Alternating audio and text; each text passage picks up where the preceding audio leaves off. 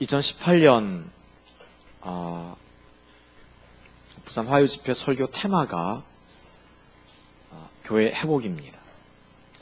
오늘은 오늘과 다음 시간에는 교회 회복의 함정 두 가지를 같이 좀 살펴보기 원합니다. 자기의와 육신을 신뢰하는 것 좀 살펴보기 원하는데요. 사도 바울이 교회를 개척하면서 초대교회를 세워갈 때 이 두 함정이 끊임없이 사도 바울을 괴롭히고 핍박했습니다. 그래서 이 두 가지를 좀 우리가 좀 살펴보기를 원합니다. 우선 누가복음 18장 9절부터 14절을 한번 우리가 같이 읽어보도록 하겠습니다. 누가복음 18장 9절부터 14절.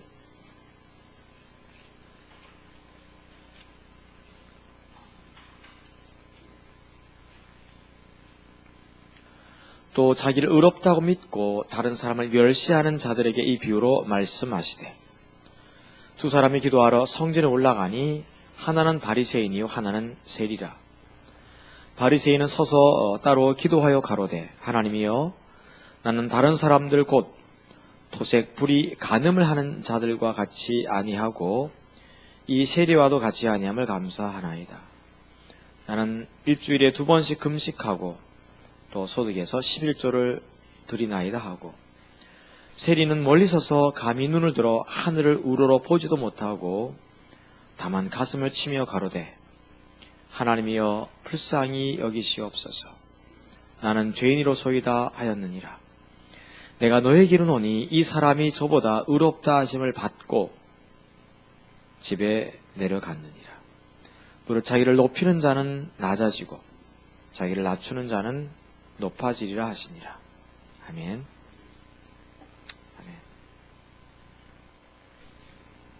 아멘. 저를 주목해 주시죠. 늘 제가 강조합니다마는 참신앙은 두 가지 특징이 있습니다. 내가 가진 신앙이 진짜 신앙이라고 한다면 두 가지 특징이 항상 나타나게 돼 있어요. 하나가 뭐였죠? 하나가 하나님이 나와 함께 하시는 것. 하나님과 동행하는 삶이 구현되었습니다. 반드시 하나님께서 함께 하기 시작하십니다.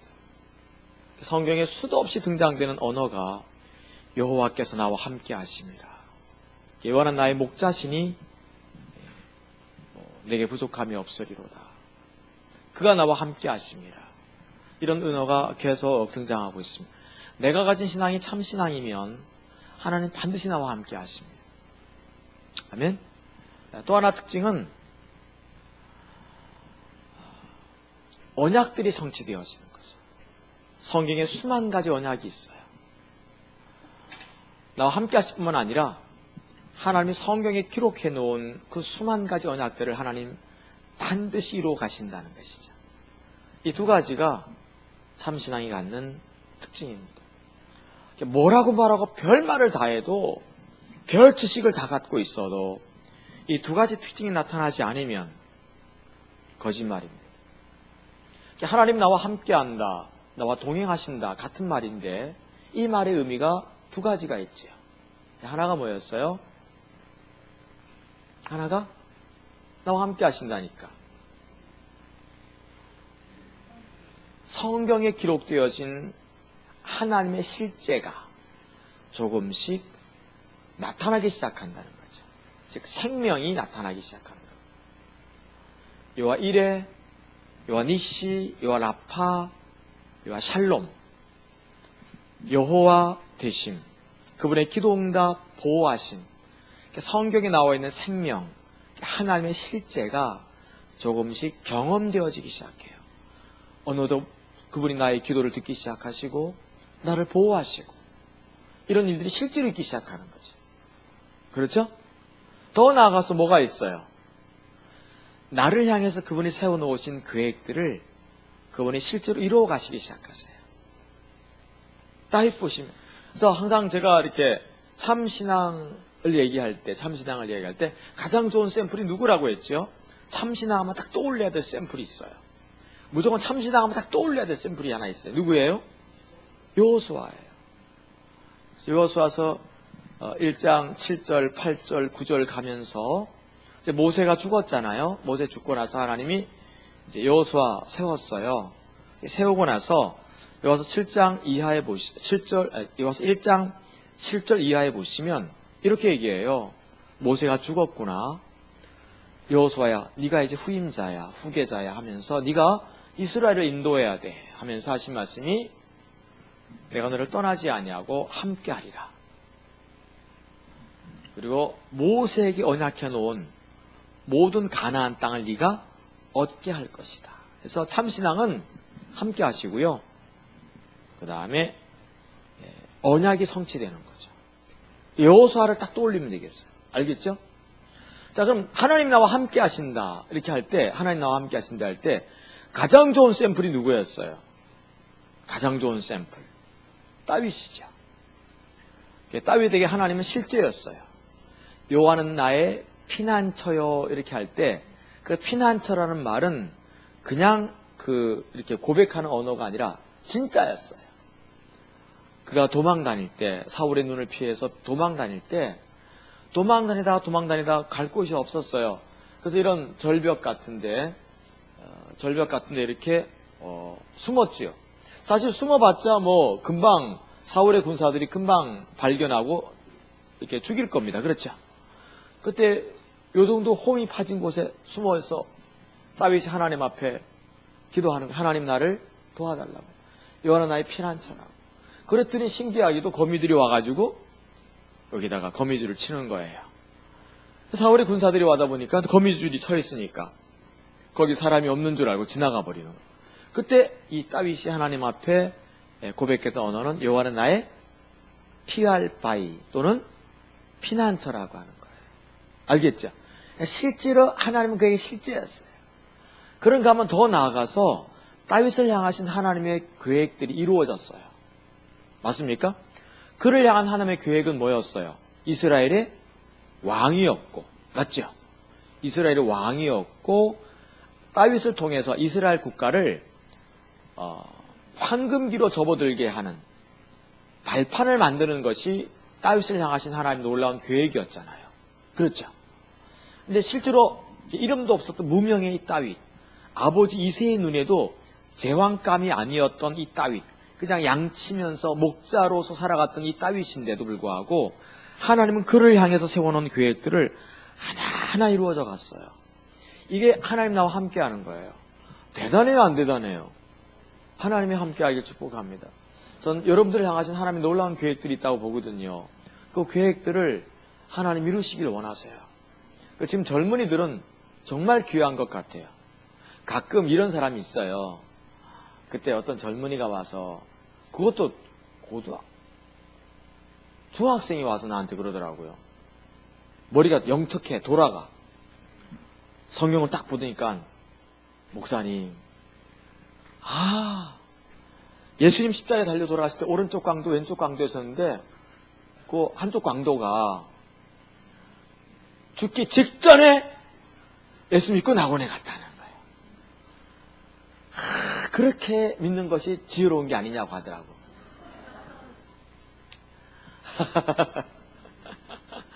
야, 그러니까 뭐 이렇게 살다가 어차피 뭐 미리 예수를 믿는 거나 바로 죽기 5분 전에 믿는 거나 뭐 같은 믿는 거 아니냐 하는 거죠.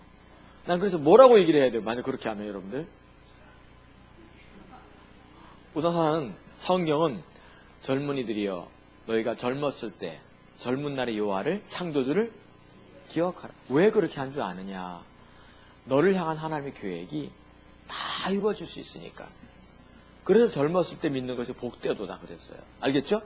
그래 네 살다가 결국 범죄해가지고 십자가에 달려가지고 고생하다가 죽어가지고 천국 갈래?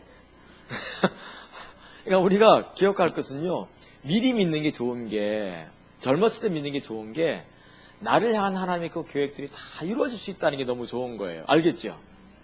할렐루야? 정말 그 복된 겁니다. 그래서 젊은 날에 믿어야 돼요. 그래서 다윗이 그랬던 거죠. 하나님이 나와 함께하는 것. 한쪽이 또 뭐라고 그랬습니까? 참신앙이 갖고 있는 또 하나의 특징이 뭐라고 그러죠? 두 가지 그 특징이 있어요. 하나는 하나님 언약이 성취된다는 말은 두 가지 특징이 있어요. 하나는 실제로 성경에 기록되어진 언약들이 이루어지는 거예요. 성경에 여러 가지 언약들이 있습니다. 대표적인 언약을 항상 제가 뭐라고 얘기하죠? 3대 언약이 나온다고 그랬죠. 아브라함 언약, 다윗의 언약, 레위 언약. 3대 언약인데 아브라함 언약이 뭐예요? 복의 근원 되는 거예요. 그렇죠. 복의 근원. 그러니까 아브라함의 언약, 아브라함의 자손들은 어디들 가도 복이 되는 거예요. 뭘 해도 복이 되는 거예요. 가장 좋은 사람이 아브라함의 그 손주 이 요셉이었지 않습니까? 요셉은 가는 곳마다 그가 복의 근원이 되어서 심지어 뭐 감옥에 들어가도 그 감옥이 복을 받는 거예요. 그 정말 우리는 어디 보면 화의 근원이 될 때가 많아요. 화의 근원. 그래가지고 막 내가 가면 막 그냥 망하는 근원이 되면 안 되잖아요. 제가 제가 상업고등학교 출신인데 상고 나와가지고 이상하게 가면 망하더라고요. 제가 처음에 갔던 곳이 미원이라고 옛날에 미원 지금도 미원 없죠 지금은?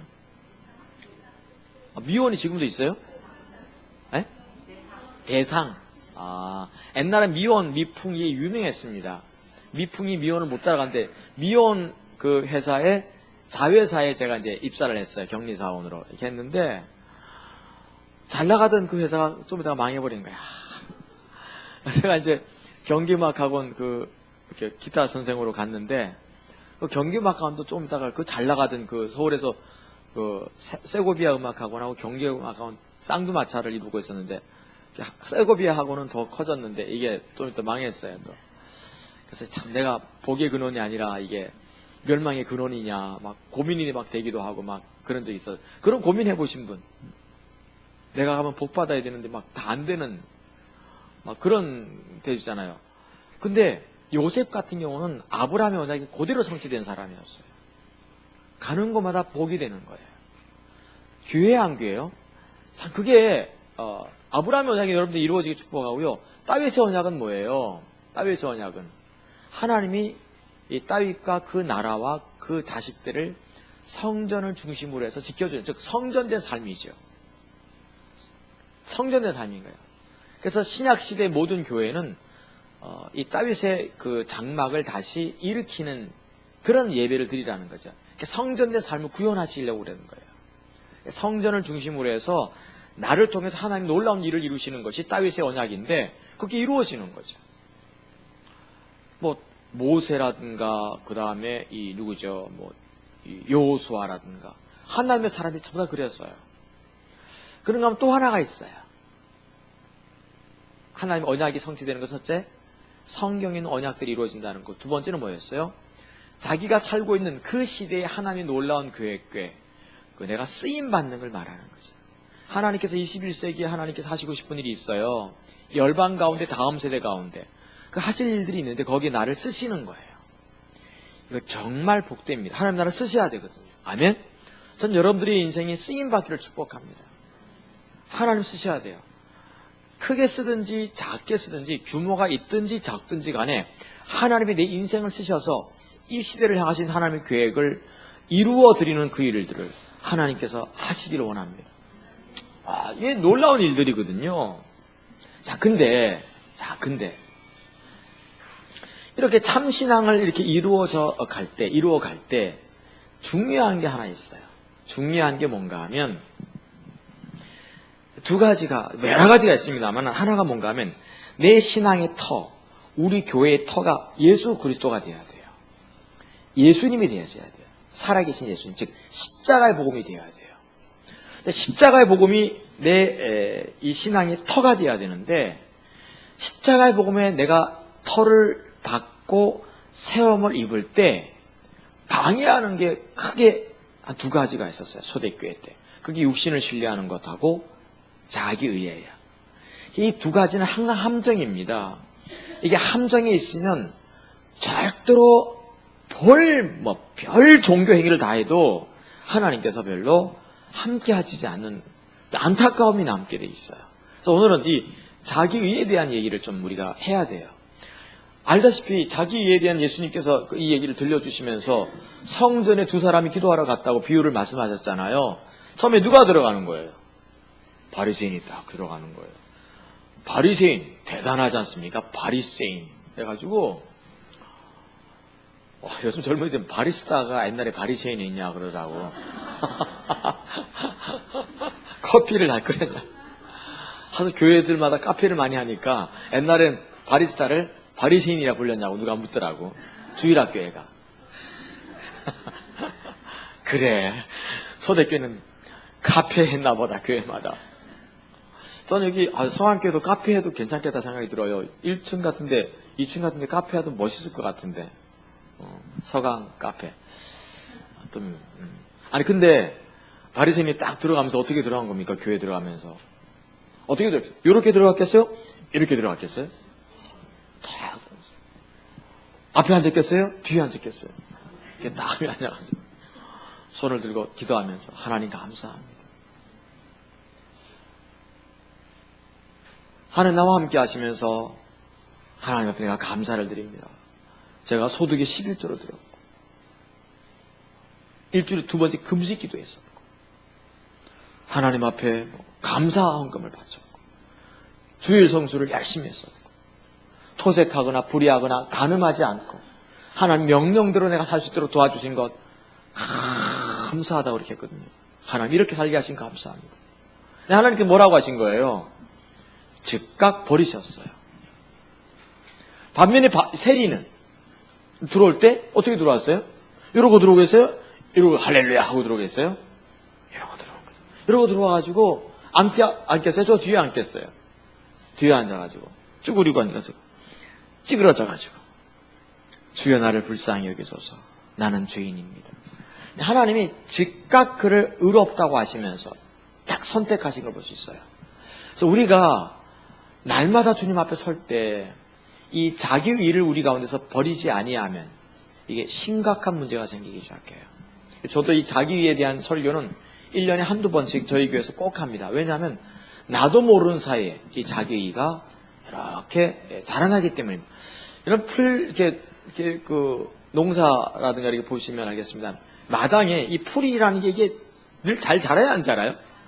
늘 잘 자라는 거죠. 그래서 자기 의는 잡초와도 같아서 정말 우리 마음속에 잘 자랍니다. 이거를 쳐줘야 돼요. 그래서 7가지 정도로 우리가 한번 말씀을 생각해 보려 합니다. 알겠죠? 교회 함정, 자기의. 개인의 함정이기도 하고 교회가 회복되어 갈 때 내 신앙이 주님 앞에 올바르게 세워질 때 이 자기의가 항상 무서운 함정이라는 걸 기억하시기 바랍니다. 첫째, 의라는 단어를 먼저 우리가 설명해야 돼요. 의라는 단어 한 4가지로 설명할 수 있는데요. 하나는 의는 뭐라고요? 하나님 자신을 가리키는 거죠. 어떻게 알 수 있어요? 예수님께서 마태복음 5장에 보면 이런 말씀하셨어요. 의를 위하여 핍박을 받은 자는 복이 있나니 천국이 저희 것입니다. 나를 인하여 너희를 욕하고 핍박하고 너희를 거스려 악한 말을 할 때는 너희에게 복이 있나니 기뻐하고 즐거워하라. 하늘에서 너희의 상이 큼이라 그랬거든요. 자, 여기서 예수님은 의를 뭐라고 지칭하신 거예요?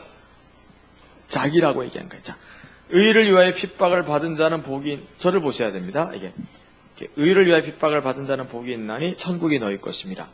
나를 인하여 너희를 욕하고 핍박할 때는 너희에게 복이 있나니 하시면서 의는 누구를 가리켜요?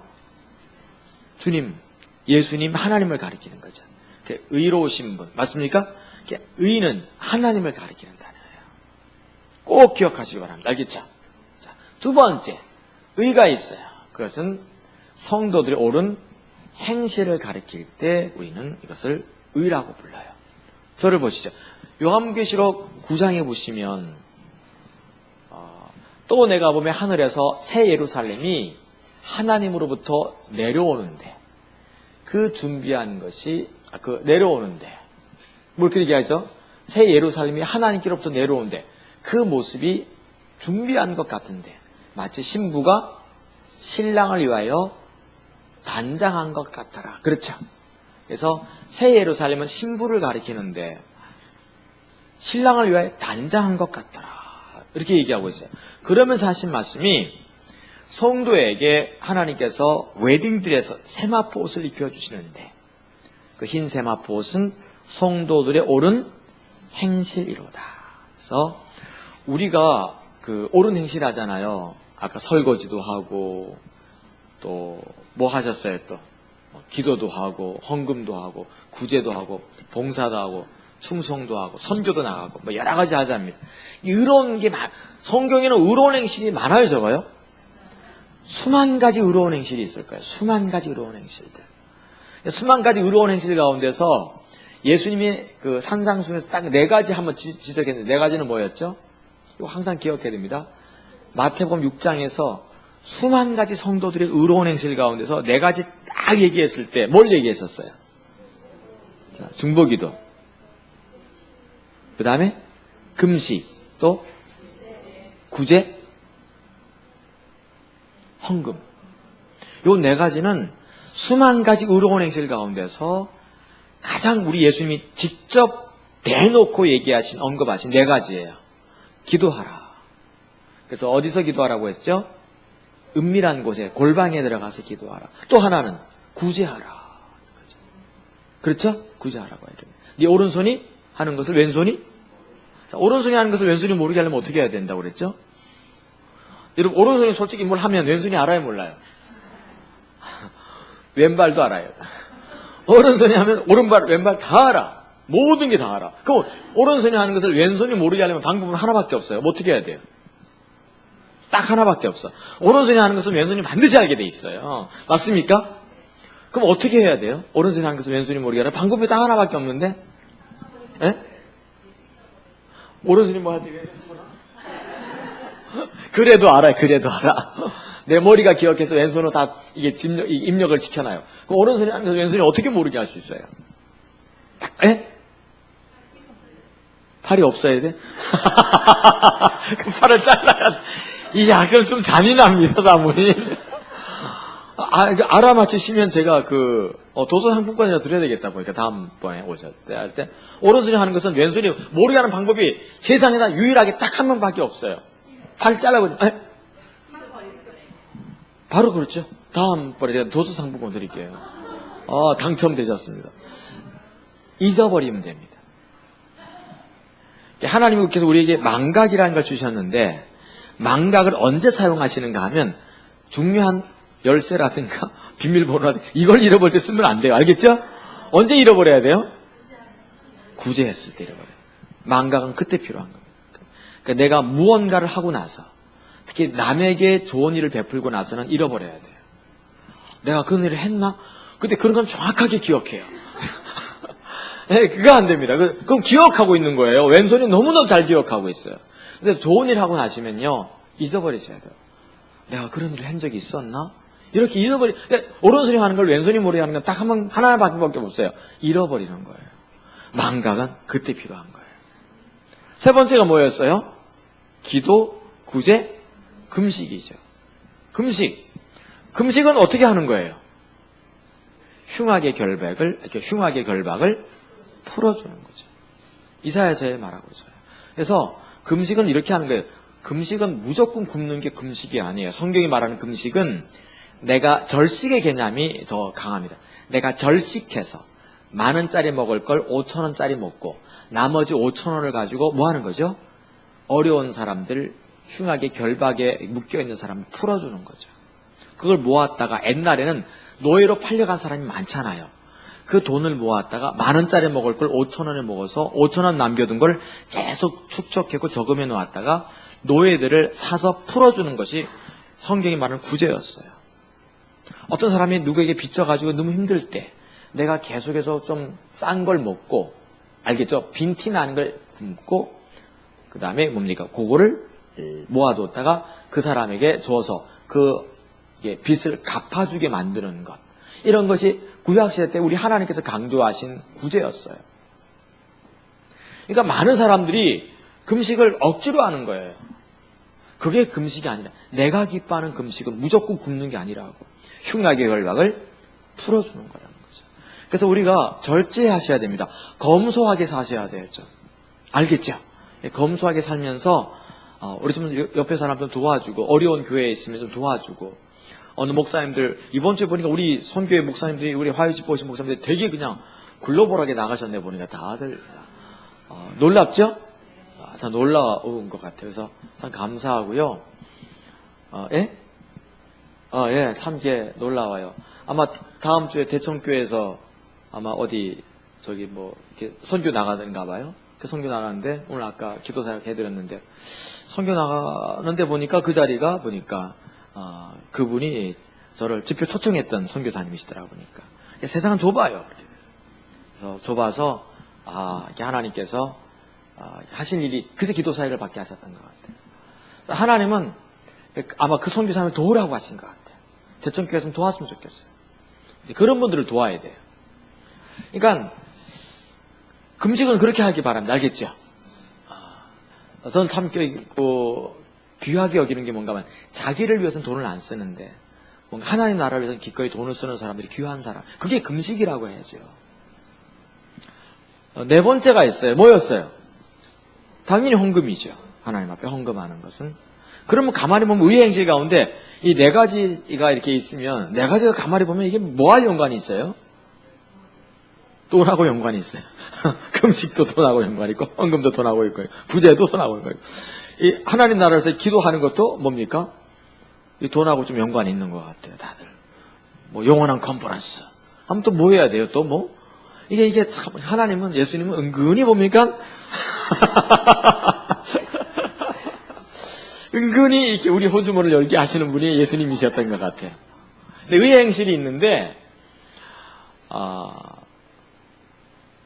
수만 가지 의의 행실이 있는데 그 의의 행실들을 하시면요. 지금 당장 예를 들면 내가 누구 구제했다. 그렇다고 해서 내가 막 복 받는 것도 아니잖아요. 뭐 내가 구제했다고 해서 하나님께서 오늘 갑자기 확 집을 사게 한다든가 이런 거 아니거든요. 하다 보면 내 돈만 나가 자꾸만. 그러면 좀 뭐라 그럴까 아쉬울 때가 있을 수도 있거든요. 근데 그렇지 않아요. 그게 나중에 하나님 앞에 조금씩 쌓인다는 거죠. 쌓여서 뭐가 된다는 겁니까? 하얀 세마포시 됩니다. 새 예루살렘이 하나님께로부터 내려오는데 신부가 신랑을 위하여 단장한 것 같더라. 오늘도 여러분들이 바친 모든 헌금이나 의로운 행실은 지금도 하나님 나라에 쌓이고 있어요.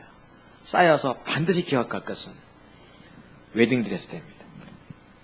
웨딩드레스는 또 길더라고 보니까 우리 질질 끌고 다니는지 모르겠는데 그리고 웨딩드레스 돼요. 알겠죠? 제가 이번에 알았는데 그 웨딩드레스 결혼할 때 보면 뒤에서 이렇게 뭡니까 잡아주는 사람이 있잖아요. 그걸 헬퍼라고 하더라고. 저는 주례를 좀 자주 쓰는 편이에요. 제가 주례를. 그래서 1년에 10번 보통 이상 쓰는 것 같아요. 제가 주례를 자주 쓰는 편인데 늘 주례 석상에 서 있다가 이번에 신랑석에 앉아있으니까 좀 이상하더라고. 늘 주례하는 사례에 이렇게 늘 서 있다가 근데 갑자기 내 자리 저 자리인데 하고 근데 그 헬퍼들이 보니까 그 돈 받대 그것도 다 돈이더라고 보니까 그래서 야 저것만 해도 괜찮겠다 생각이 들어요. 어쨌든 간에 여러분들 웨딩드레스에 대해서 꼭 기억하시고요. 세 번째 의의가 있어요. 첫 번째 의의는 하나님, 두 번째 의의는 성도의 오른쪽, 세 번째가 하나님 앞에 설 수 있는 자격이죠. 그래서 아까 예수님께서 누가복음 18장에서 말씀하기를 자기를 의롭다고 믿고 그렇죠? 믿고 이런 말씀이 있어요. 자기를 의롭다고 믿는다. 자격이 있다고 믿은 거죠. 바리새인은 왜 뚜락뚜락 하면서 교회에 갔어요? 자기는 자격이 있다고 믿는 거예요. 그러니까 어떤 자격이에요? 뚜벅뚜벅 두 가지 자격이죠. 하나는 뭐예요? 하나님 앞에 당당하게 설 수 있는 자격이 있다는 거죠. 토색하지 않았습니다. 불의하지 않았습니다. 간음하지 않았습니다. 새벽도 들었습니다. 금식했습니다. 자격이 있는 거예요.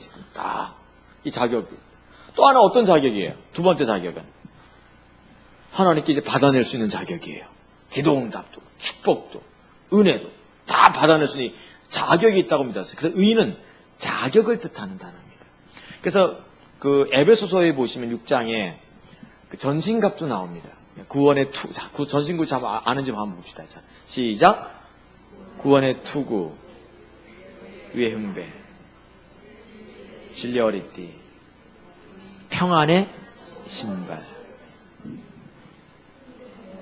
믿음의 방패, 성령의 검. 갑자기 할까 보자. 자, 무슨 신발? 복음으로 예비되어진 평안의 신발이죠. 평안의 신발. 어디를 가더라도 평안하게 살아야 돼요. 평안하십니까? 평안하셔야 돼요. 진리의 허리띠. 이거 여기다가 흉배 붙이면 안 됩니다. 진리의 허리띠. 그 다음에 여기 가슴 뭘 붙여야 됩니까? 의의 흉배. 근데 연신갑주 중에 하나 빠진 게 있어요. 다시 한번. 자, 구원의 투구, 의의 흉배, 진리의 허리띠, 복음으로 예비하신 평안의 신발, 믿음의 방패. 제일 중요한 게 빠졌어요. 성령의 검. 제일 중요한 게 하나 빠졌어요.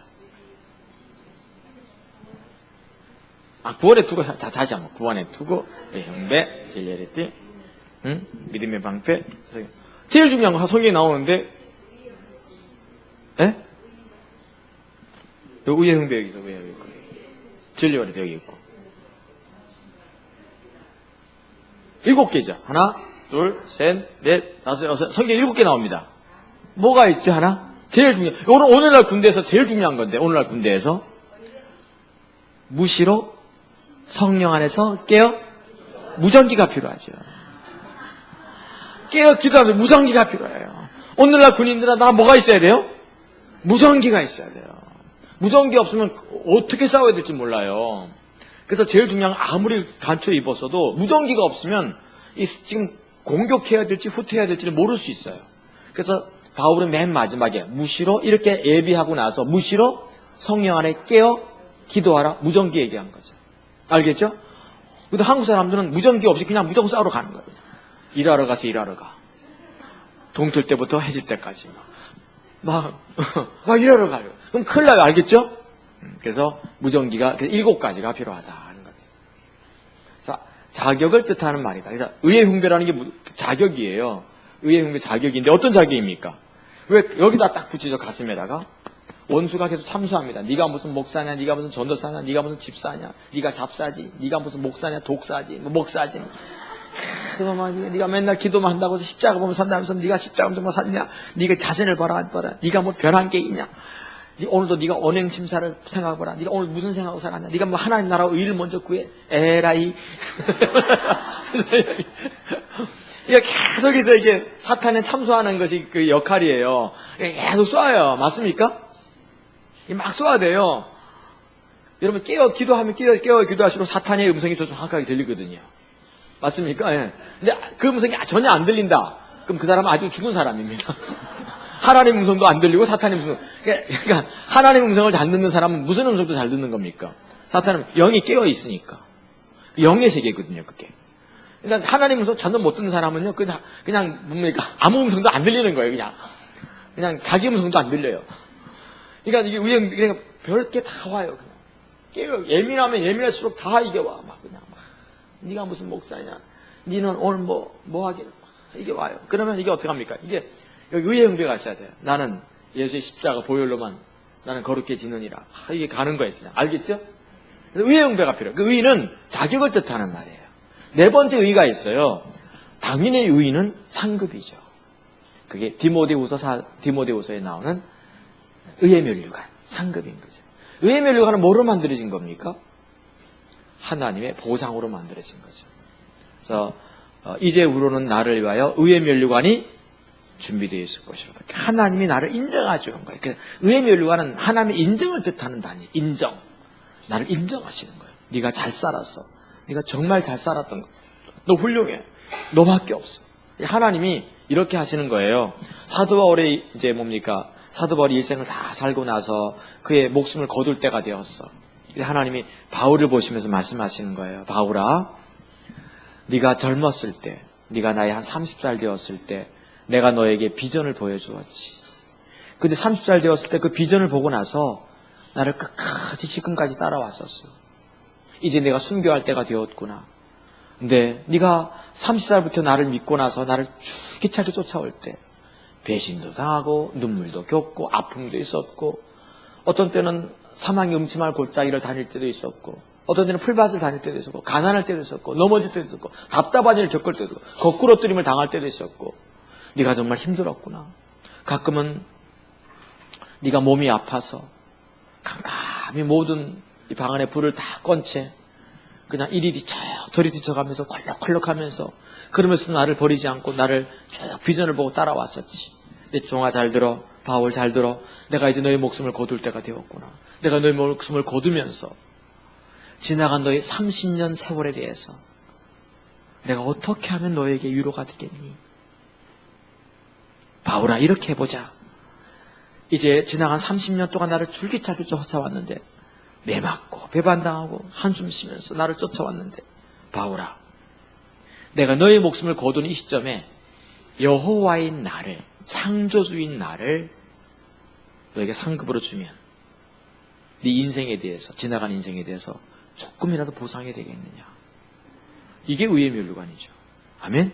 하나님이 내가 살아온 인생에 대해서 그걸 인정해 주시면서 하나님이 덜컥 자기 자신을 나에게 상급과 보상으로 내어줄 때 우린 것을 뭐라고 한다? 의의 면류관이라고 불러요. 저는 의의 면류관이 있어야 된다고 봐요. 의의 면류관은 죽어서 받는 면류관이 아니라 언제 받는 거예요? 이 땅에서 살아서 보는 거예요. 그러니까 바울이 말하잖아요. 내가 의의 면류관을 들고 서 있을 것이라. 이미 알고 있었어요. 자기가 가면, 하나님 나라에 가면 의의 면류관 쓸 걸 알고 있었거든요. 이 땅에서 알아야 돼요. 그러니까 나뿐만 아니라 주의 오심을 사모하는 모든 자에게 노니라. 그래서 우리가 의의 면류관은 이 땅에서 사모해야 돼요. 아멘? 주님이면 되는 거 아닌가. 그래서 하나님의 사람들은 다 이겼었어요. 아브라함 같은 경우 보십시오. 그 조카가 이 나쁜 녀석, 다들 나쁜 녀석들이에요. 이 조카가 이게 뭡니까? 이 아브라함이 그 자식이 없었을 때 그 조카를 이렇게 입양해가지고 잘 키웠지 않습니까? 롯을. 그러면 사실 말이 조카고 말이 삼촌이지 뭐예요? 자식이자 부모이잖아요. 그래가지고 어디로 이렇게 다니면서 양떼들이 많아지고 목자가 많아지면서 서로 부딪히게 되고 이렇게 부대끼니까 조카 롯에게 이렇게 삼촌이 얘기하는 거예요. 아브라함이. 네가 좋은 땅을 먼저 택해라. 그럼 조카 롯은 어떻게 해야 돼요? 삼촌이 먼저 이게 당연한 거잖아요. 이게 지금 맞습니까? 야, 근데 어떻게 합니까? 물이 넉넉한 소할 땅을 탁 택해서 가는 거예요. 야, 그리고 싹 빠져나갔을 때 아브라함이 하면 허전했을까 안 허전했을까? 여러분, 이 허전한 마음은 이루 말할 수가 없었을 것 같아요. 아브라함은 자식이 없었고 조카 롯은 자기 자식과도 같았는데 이게 그냥 좋은 땅 타지하고 가버리고 키워는 보람도 없이. 그때 그날 아브라함의 그날 밤에 잠이 올까 안 올까요? 잠 안 오죠. 그래서 성경은 이렇게 나옵니다.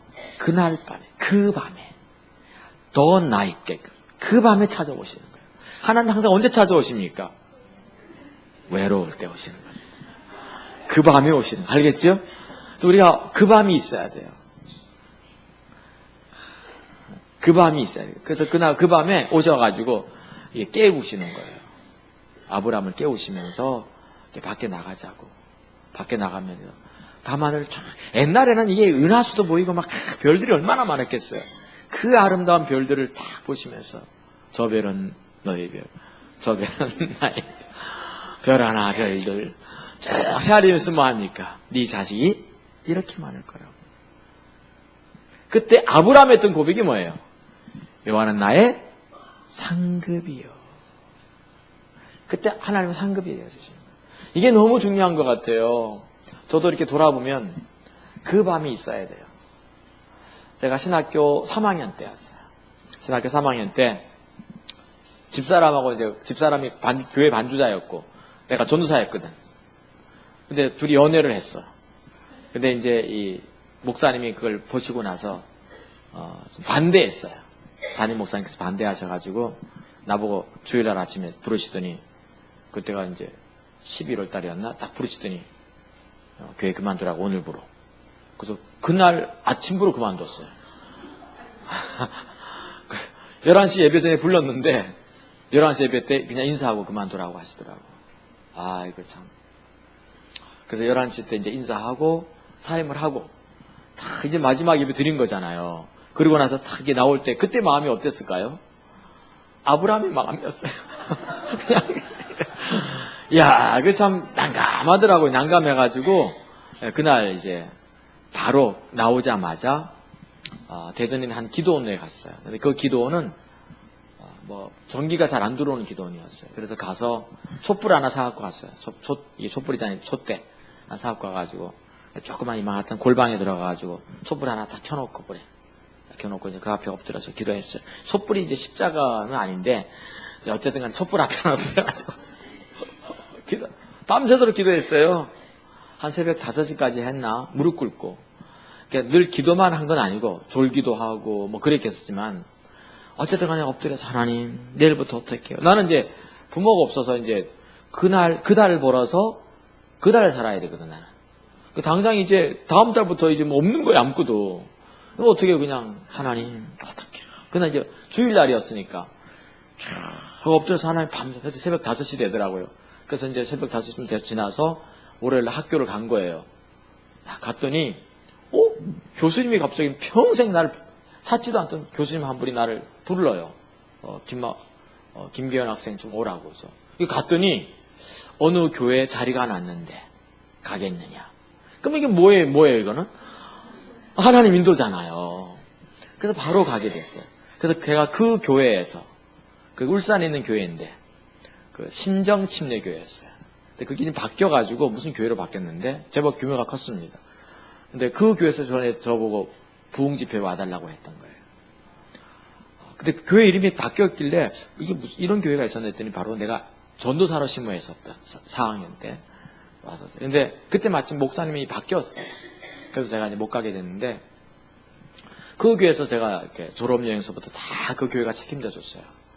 그러니까 그날 밤에 그 밤에 하나님이 찾아오신 거죠. 저한테 다시 오셔서 그 다음날 바로 인도하시더라고요. 그러니까 저는 믿는 거는 하나님이 인도하신다고 보는 거예요. 그래서 저는 젊은이들에게 오늘 직장을 잃었냐. 그러면 직장 잃었다고 술 퍼먹지 말고, 그럴 수 있잖아요, 사람이. 방황해서 여행이나 떠나고 앉아있고. 그러지 말고, 뭐 하라는 겁니까? 우선 촛불을 사라는 거예요. 촛불 하나 사가지고, 기도 골방에 들어가라는 거죠, 저는. 항상 저는 그 주의예요. 골방에 들어가서 촛불 하나 켜라는 거예요. 켜가지고, 그 초가 다 다를 때까지 기도하고 있으라는 거죠. 하나님 인도하는지 안 하는지 지켜보라고. 하나님 살아계시니까. 안 그래요? 그런 자세가 필요하다고 좀 보는 거예요, 항상. 젊었을 때 기도해야지 언제 기도하겠습니까? 저는 항상, 그게 참 너무 좋아. 오늘 제가 학교로 가야 되는데, 의가 4가지예요. 하나님 우리 상급이라니까요. 하나님 우리 상급이라고 믿어요. 내가 신앙생활을 하면 그분이 상급 되어주세요. 그래서 의는 크게 4가지 의미가 있다. 하나님, 또 의행실, 자격, 그다음에 상급. 자, 근데 여기 자기의 할 때는 의가 뭐겠어요? 자격을 뜻하는 말이죠. 그러면 자기의를 한번 우리가 뭐라고 그럴까? 한번 단어를 정의해 보죠. 2번째. 우선 예수님께서는 자기의를 뭐라고 하셨어요? 스스로 자기를 의롭다고 믿고 다른 사람을 멸시하는 바리새인들에게 이같이 비유로 말씀하시되 하면서 기도하러 갔는데 도색하지 않았습니다. 불의하지 않았습니다. 간음하지 않았습니다. 11도 드렸습니다. 금식했습니다. 이랬잖아요. 그럼 예수님께서 언급하신 자기의는 무슨 뜻이에요? 이런 거죠. 성경에 명시되어진 계명, 법도, 명령 등을 잘 지킨 결과 자기야말로 하나님 앞에 당당하게 나아갈 수 있고 자기야말로 하나님께 은혜 받고 기도 응답 받고 축복 받을 수 있는 자격이 있다라고 스스로 믿는 가치관을 가르칠 때 뭐라고 할 수 있어요? 예수님께서 그렇게 말씀하신 거죠. 자기를 스스로 의롭다고 믿고 바리새인이 기도하러 갔다는 거예요. 그 바리새인은 왜 그렇게 당당하게 하나님께 나아갔어요? 성경에 명시되어진 계명, 법도, 율례 등을 자기는 어떻게 했다? 다 지킨 거예요. 다 지켰기 때문에 하나님 앞에 뭐가 있는 거예요? 당당하게. 그러니까 의에 흉배를 붙이고 가야 되는데 이 사람은 어떻게 합니까? 의에 깃발을 두고 간 거예요. 내가 이렇게 그냥 다 지켰다고요. 딱 가고 와가지고 뭡니까? 자기는 토색하지도 않았고 성경에 명시된 10계명 지켰고 간음도 하지 않았고 또 11조 냈고 금식도 했고 자기는 하나님 이렇게 했다고. 이러면서 하나님께로부터 자기는 뭐야? 당연히 하나님 나한테 뭘 주셔야 돼? 은혜를 주시고 성령을 주시고 축복을 주시고 기도응답을 주시고 이렇게 막 하나님 앞에 막 의시됐던 바로 이 사람이 누구라는 거예요? 바리새인이었어요. 알겠죠? 아멘? 자, 이거 예수님께서는 자기를 이렇게 언급했어요. 자, 근데 바울은 어떻게 언급합니까? 바울은 조금 다르게 표현합니다. 단어가 달라. 자, 예수님은 자기를 표현하실 때 스스로 의롭다고 믿는 가치관이라 표현했죠. 근데 바울은 갈라디아서 2장에서 뭐라고 얘기하고 있죠? 계속합니다. 우리가 율법의 행위로는 의롭다함을 얻을 육체가 없나니라고 표현해요. 율법의 행위로는 의롭다고 여김받을 육체가 한자는 없다고 얘기하고 있어요. 율법의 행위가 뭐예요? 율법의 행위. 바울은 율법의 행위라고 했어요.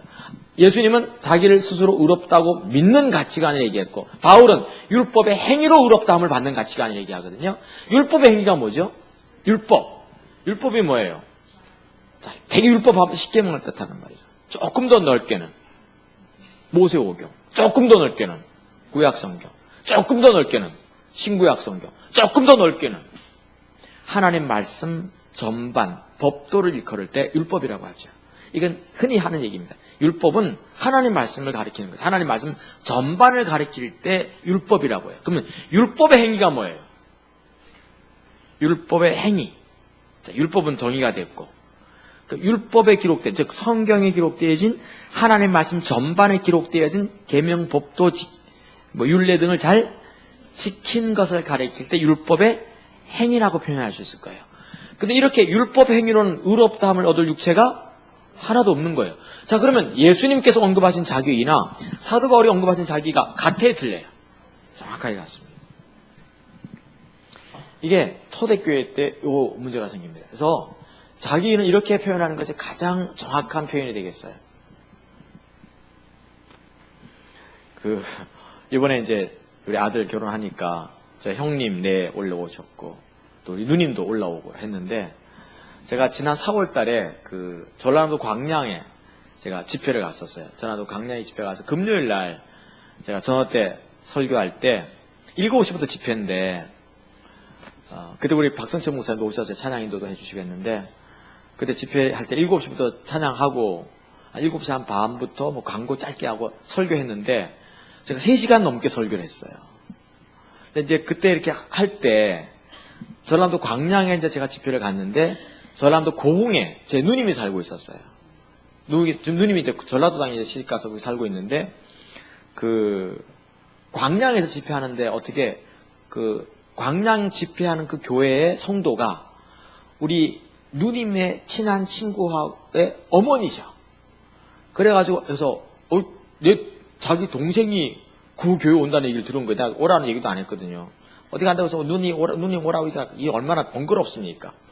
이거 동생이 뭡니까? 옆에 도시로 집회로 오니까 왔는데 7시부터 왔는데 이제 설교를 이제 3시간 넘게 한 거죠. 설교가 끝나고 한 11시 반쯤 됐나? 기도 사역까지 하니까 12시 반이었어요. 다. 이번에 이렇게 만나니까 이제 형님 이렇게 다 있네요. 3시간 설교하더라. 그래서 처음 봤나 봐요, 그걸.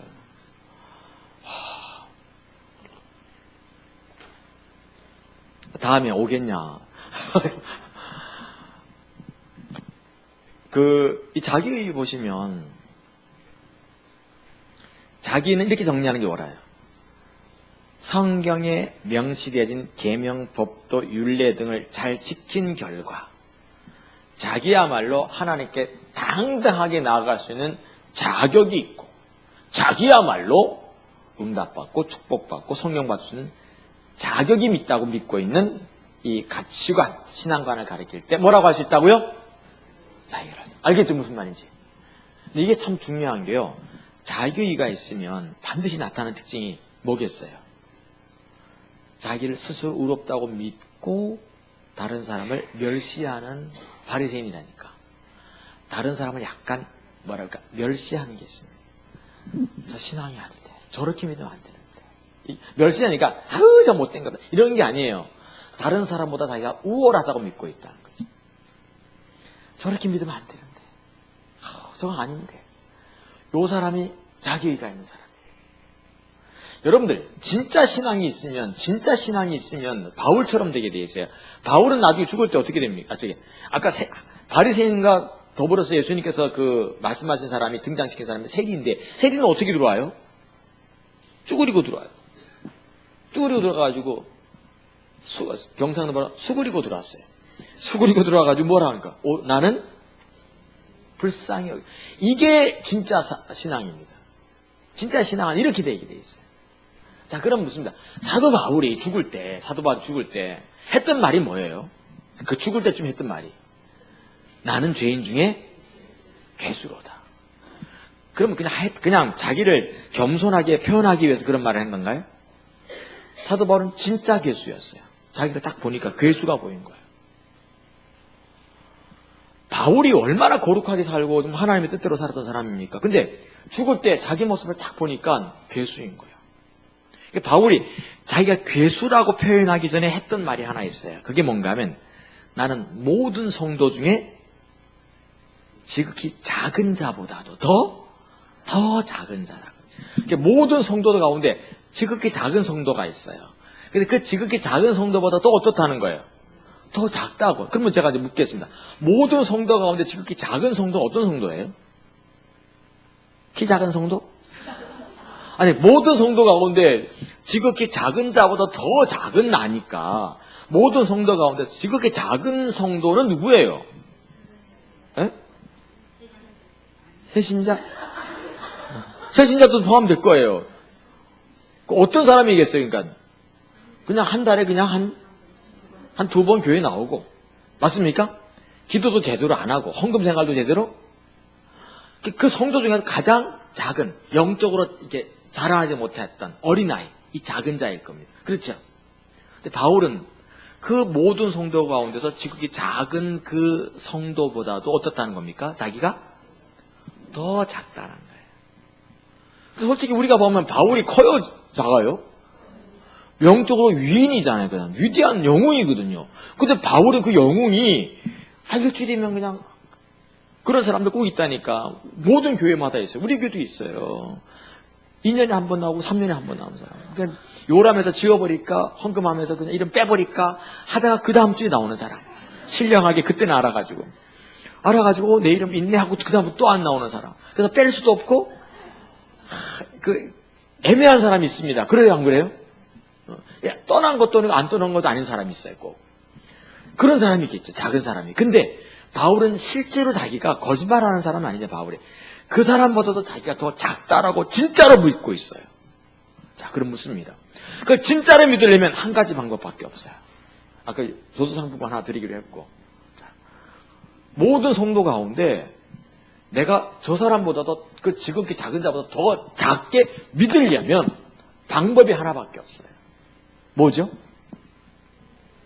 여기 지금 예를 들면 나는 이제 예를 들면 새벽 기도도 하고 뭐 다 하는데 이 사람은 1년에 2번밖에 안 나와. 그럼 내가 이 사람을 볼 때마다 누가 신앙이 좋다라고 생각하겠어요? 내가 이렇게 볼 때. 적어도 내가 신앙이 더 좋다라고 볼 거 아니겠습니까? 아무리 이 사람하고 나를 비교해봐도 내가 좀 더 나을 거 아니겠습니까? 그죠? 맞죠? 근데 이 사람보다 내가 더 낫다고 여기면 그게 자기 일이라니까, 지금 현재.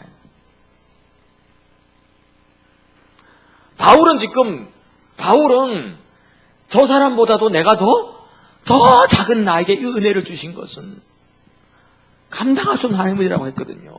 바울은 그냥 말로 그냥 하기 위해서 그냥 뭐 립 서비스 하려고 했던 얘기 아니라 진짜로 그렇게 본 거죠. 맞습니까? 진짜로 그렇게 한 거예요, 바울이. 그러다가 이제 그렇게 살다 보니까 내가 모든 성도 중에서 지극히 작은 자보다 더 작구나. 아, 나는 뭐라 괴수구나. 죄인 중에? 그 모든 죄인 중에 뭐라는 겁니까? 괴수구나. 죽을 때 본 거예요. 그러면 그렇게 자기가 괴수인 걸 보려면 어떻게 해야 돼요? 그렇죠. 사모님 도서상품권 하나 드리겠습니다. 방법은 하나밖에 없어요. 내가 아무리 나를 겸손하게 아무리 생각해봐도 겸손 안 해집니다, 사람은. 하나 딱 본 게 있어요. 비답해서 가야 돼. 비답해 보면 내가 얼마나 더러운 인간인가가 보여요. 내가 소스라치게 더러운 인간인 게 보이면요, 저 사람을 보면 저 사람이 나보다 못하다는 생각을 할 수가 없어요. 지금 1년에 2번밖에 교회 안 나온다. 저 사람보다 내가 조금이라도 낫다고 생각하는 사람은요, 아직 자기의가 있는 사람. 난 그렇게 봐요. 아직 비답해 서본 적이 없는 거예요. 이게 중요한 부분이에요. 우리요, 비답해 서야 돼요. 십자가의 복음에 섰다니 말은 비답해 사는 거거든요. 내가 비답해 서보면 정말 내가 얼마나 누더기고 내가 오라 공부한 인간인가 보기 시작하면 옆에 사람이 1년에 2번밖에 안 나와도 저 사람이 나보다 더 나아 보이는 것 같아요. 그죠? 이게 자기의. 자기의가 있으면요, 이렇게 비교할 때 내가 좀 더 낫다고 항상 생각해요. 이게 잘못입니다. 그러니까 자기를 높이기, 이렇게 자기를 낮추질 못해요, 이 사람은. 정말 낮추질 못해요. 이게 어렵습니다. 교회마다 집사님 세우고 장로님 세우고 할 때 참 어려운 부분이 있을 겁니다. 이게 일꾼 세울 때 내가 더 자격이 있는 것 같은데 나를 안 세우는 거예요. 새목교 선교도 마찬가지입니다. 우리 기도 사역자 이렇게 할 때 명단 빠지면 안 돼. 가끔 명단 빠질 때가 있다니까요. 근데 명단 빠지면 막 힘들어해요. 그분은 뺀 게 아니라 명단이 그냥 빠진 거야. 그냥 명찰을 못 쓴 건데도 힘들어합니다. 우리가 그렇습니다. 우리가. 나도 마찬가지고. 이번에 우리 집사람도 그러더라고. 기도 사역자 명단 안 나오고 조그만 명찰이 나갔어요. 난 기도 사역자 빠졌어? 뺐어? 나보고 그러더라고.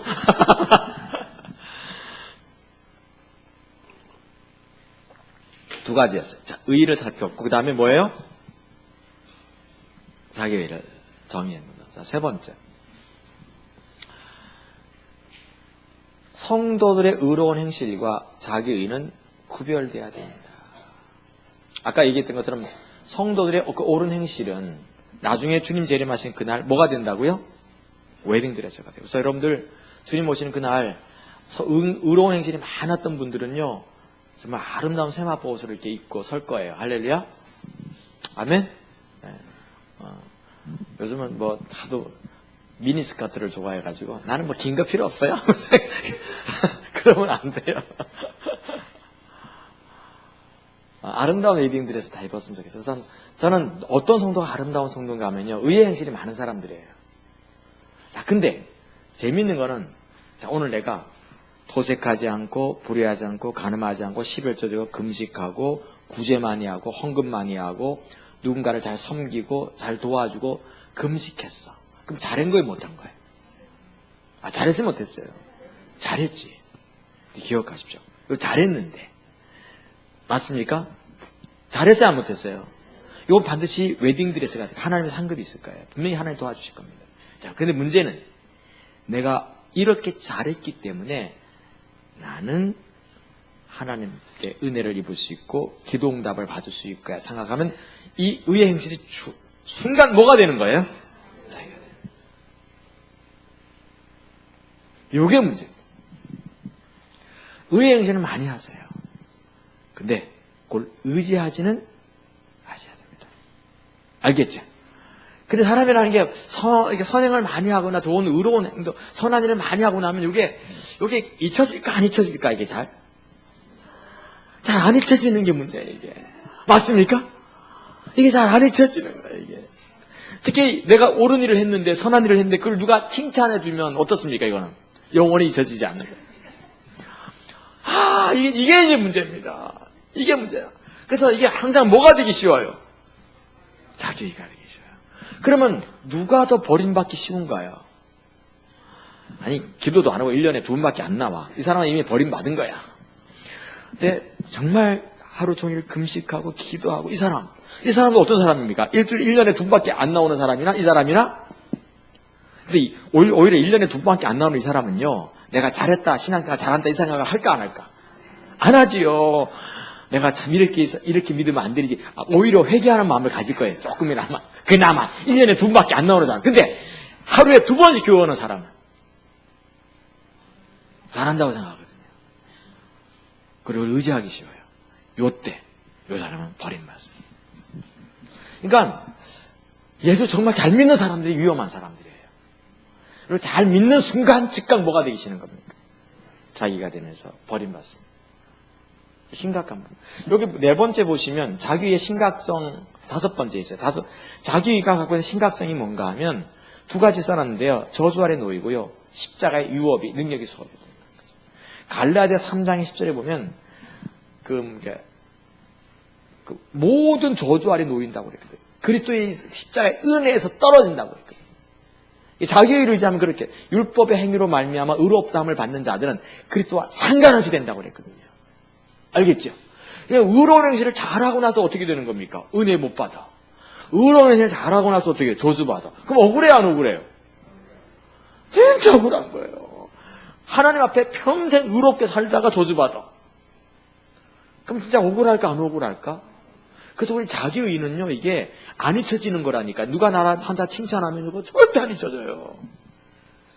아니, 난 결혼식 때 신랑 아버지도 이게 화장하대. 나는 그런 거 안 한다고 했어요. 근데 우리 교회 이제 헤어샵 하는 성도들이 있으니까, 내가 평생 이제 머리를 맡긴 우리 헤어샵, 우리 집사님이 계시거든요. 목사님 아침 일찍 오시라고. 갔더니, 이걸 또 1cm 올려놓대, 이렇게. 야, 그거 신기하다. 1cm 올려놓다, 키를. 와, 신기하게 1cm가 팍 바로 커져요, 그거. 어떻게 하다 보니까. 그리고 여기다 바르더라고, 약간. 딱 발라놓으니까, 나도 멋지더라고. 내 스스로 보니까, 이야. 그래서 어떤 성도는 매주 그렇게 나타나라고. 야, 근데, 다 그렇게 하고 딱 가니까, 지금 부산 박지선 사모님 멋지다고 하고 하니까, 그게 잊혀질까, 안 잊혀질까, 그게? 이게 안 잊혀지는 거야, 이게. 사람은요, 내가 뭘 했는데, 그걸 칭찬을 누가 해주면요, 잘 안 잊혀집니다, 그게. 이해가 되죠? 안 잊혀지는 거예요. 야, 내가 잘했구나. 내가 그때 잘했구나. 그때 멋있었나 봐. 막 하면서 내가 그냥, 막 이렇게 되는 거예요, 사람이라는 게. 이거요, 하나님 앞에 그렇게 살고 나서 저주받으면 안 돼. 한국 기독교인들의 문제는 뭔가 하면 주님 앞에 평생 정말 기도하고 목숨 걸고 했는데 끝은 안 좋아요. 하나님의 은혜가 사라져가는 거예요. 그렇게 기도하고 살았는데 하나님의 능력의 역사가 나타났는데 끝이 저주스럽게 억압스럽게 끝날 때가 참 많습니다. 왜 그런가 하면 자기 때문에 그래요. 바리새인들 토색하지 않고 불의하지 않고 간음하지 않고 11조를 금식하고 다 살았거든요. 근데 끝은 뭐예요? 예수님께서 버리는 거예요. 그냥 바깥 오든 쫓겨나서 이를 갈게 된다고. 억울할까요? 안 억울할까요? 억울한 거죠, 이게 지금. 알겠죠? 왜 자기가 심각한가 하면 두 가지라니까. 하나는 이렇게 저주 아래 놓이는 거예요. 또 하나는 십자가의 능력, 복음의 유업, 이런 것이 내게 소멸돼요. 언약이 내게서 떠나가기 시작해요. 이것처럼 억울한 것이 없어요. 그렇죠? 그래서 자기의와 의로운 행실은 구분될 뿐만 아니라 왜 구분시켜야 되는가 하면 자기에는 심각한 문제가 있는 거예요. 자, 그럼 제가 이제 묻겠습니다. 이건 이제 다 아는 거니까 제가 도서상품권 걸지 않겠습니다. 두 분 제가 드리겠습니다. 3분 나오겠습니다. 권사님이세요? 할렐루야. 권사님도 오신 지 한 5년 넘었죠.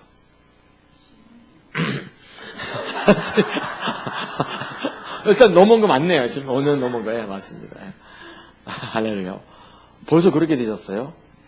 와. 나하고 같이 와. 내가 10년 넘었는데. 제가 10년 넘었는데. 세월이 갔어요. 와, 세월이 많이 갔어요. 어쨌든 우리 부산 화요 집회도 참 이렇게 연륜이 깊어가고 있어요. 그렇죠? 저도 제가 40대에 왔잖아요. 강사를. 그때 40대 팽팽한 날. 그때 사진 보면, 아이고. 제가 40대 때 이렇게 왔는데, 벌써 이게 세월이 갔네요. 자, 근데, 묻겠어요. 아니, 자, 제가 예를 들어야 되는데, 항상, 이게 자기는 예를 잘 들어야 돼요. 어떤 애가, 맨날 시험만 보면, 20점 맞아. 이런 애는 집에 올 때, 바리새인처럼 오겠어요? 세리처럼 오겠어요? 집에 올 때? 세리처럼. 그 엄마가 이제 딱 알아. 엄마 눈치가 빠르잖아요. 엄마는 다 신령합니다. 너 시험 봤어? 그럼 이제 20 맞은 애가 어떻게 하겠어요? 안 봤어! 딱 그래. 시험 봤잖아. 시험 날짜인데. 가방 열어봐. 딱! 시험 문제가 나와. 20회. 또 20회야! 내렸어. 얘는 막 학교 다니는 재미가 없는 거야. 또 집에 올 재미도 없는 거예요. 그러다가 얘가 이제 어느 날 회개를 했어요. 회개하고 이제 회복과 부흥으로 나가기 시작했어. 그래가지고 시험 공부를 열심히 한 거예요. 시험 공부 열심히 해서 시험을 딱 봤는데 95점이 나온 거예요. 그날은 이제 얘가 바리치는 목 있어요? 세리치는 목 있어요? 세리치는 목 있어요? 물러났다. 이제 엄마가 이제 물어요. 시험 봤어? 딱 그러면 뭐라고 하겠어요? 시험 봤어요? 딱 그러는 거 시험 봤다고 딱 그래요. 또 20점이지? 하고 이제 가만히 열어봐. 딱 했더니 뭐예요? 95점이 나온 거예요. 엄마가 시험지를 딱 들고 이렇게 하는 거예요. 95점. 잘했네. 근데 말이다. 너는 지금 엄마한테 나올 때 자비와 국리를 의지해서 나온 것이 아니라 95점을 받은 그것을 의지해서 나왔기 때문에 너는 저주 아래 놓인다. 이러면 되겠어요? 안 되겠어요? 그게 안 되는 거죠. 아니 너는 95점을 의지해서 나왔기 때문에 네가 잘한 그 행위를 의지해서 율법의 행위를 의지해서 나왔기 때문에 너는 바깥 옷을 쫓겨나서 이를 갈게 될 거라. 이러면 되겠어요? 안 되겠어요? 안 되는 거잖아요. 인간이 안 그러잖아요. 그렇죠? 자, 근데 하나님 그렇게 하신다는 거예요. 자, 요 부분을 보는 겁니다. 자기를 우리가 봐야 되는 이유가 바로 요 부분에 와 있어요. 하나님 바리새인이 지금 도색하지 않았습니다. 뭐 가늠하지 않았습니다. 10을 쫓아서 금식했습니다. 의의 행실을 많이 했습니다. 의의 행실 많이 했어요? 안 했어요? 이 사람들. 시간 되면 기도하는 거예요. 시간 되면 금식하는 거예요. 시간 되면 뭐 구제하는 거예요. 전도하러 산을 넘고 물을 건너 전도하러 다니는 거예요. 이 사람들은. 전도 날짜를 딱 정해가지고 바리새인들이. 그럼 이 사람은 90점짜리니까 20점짜리니까 90점짜리지. 그 따박따박 걸어 나왔더니 예수님께서 어떻게 합니까? 바깥 오던데 쫓겨나서 이를 가게 된다고 한 거예요. 자, 그럼 이제 묻는 거예요. 왜 그렇게 하세요? 좀 너무한 것 같지 않아요? 사람이라는 게 좀 자기 의를 의지할 수가 있어요, 없어요, 이게? 자기를 의지할 수가 있잖아요, 좀 사람이. 아니, 예를 들어서 내가 새벽기도 오늘 딱 눈을 떠 새벽기도 가려고 눈을 딱 떴는데 3시 반이야. 근데 기도하고 싶은 마음이 확 생겼어. 그래서 새벽기도 딱 갔어. 그래서 하나님 기도 줄이 잡혀가지고 기도 빨이 서가지고 양빨이 서가지고 기도를 많이 했어. 그리고 딱 눈을 떴더니 9시 반 해 떴어. 6시간 기도한 거야. 왠지 그런 날은 응답이 올 것 같아, 안 올 것 같아요? 뭔가 일진이 싸나올 것 같아, 아니면 평탄할 것 같아요? 푸른 초장이 쫙 열 것 같아, 막 그런 때가 있습니까, 없습니까? 근데 어느 날은 막 눈 떴더니 5시 10분 전이야. 새벽기도 시간 10분밖에 안 남았네. 막 후다닥 입고 막 후다닥 뛰어나갔어. 그래가지고 쥐야 엎드렸는데 바로 입신 들어갔습니다. 그래서 막 침 치면서 눈 떴더니 9시 반이에요. 4시간 동안 잤어. 왠지 그날은 막 형통할 것 같기보다는 어떻습니까? 그날은 풍악을 울려라 가네요. 왠지 그날은 뭔가 안 될 것 같잖아요. 그렇죠? 우리가 그럴 때가 있습니까? 없습니까? 왠지 그럴 때가 있거든요. 예를 들면 내가 막 5시, 3시 반에 왔는데 막 9시 반까지 6시간 동안 기도를 간절하게 했어. 그날따라 하나님 응답하실 줄 믿습니다. 내가 하나님 할렐루야 하고 막 했어. 하나님께서 갑자기 나한테 하신 말씀이 너는 바깥 오던 데 쫓겨나서 이를 가게 될 거라. 이렇게 하면 놀랄까요? 안 놀랄까요? 놀라지요, 우리가. 근데 그럴 수 있다는 거지, 이제. 실제로 성경에 바리새인들이 그렇게 했어요. 왜 그렇게 하지 않아요? 또 너무한 것처럼. 왜 그렇게 하시죠?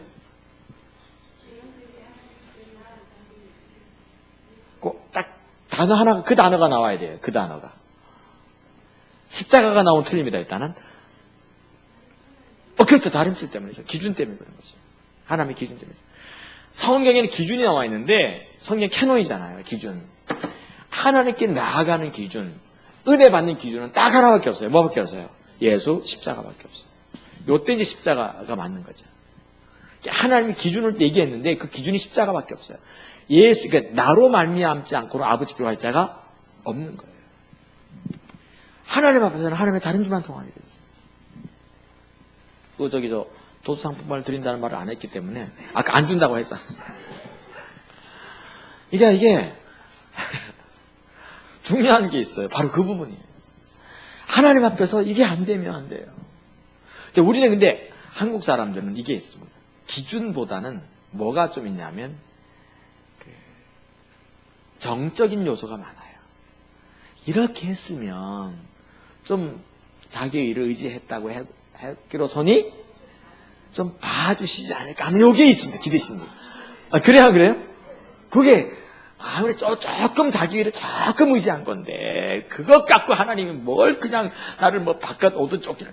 근데 그 정적인 게 있습니다. 근데 절대로 정적인 거 갖고 안 됩니다. 재밌는 거는 가끔 우리가 선교회 목사님들이 이제 해외 집회 많이 나가잖아요.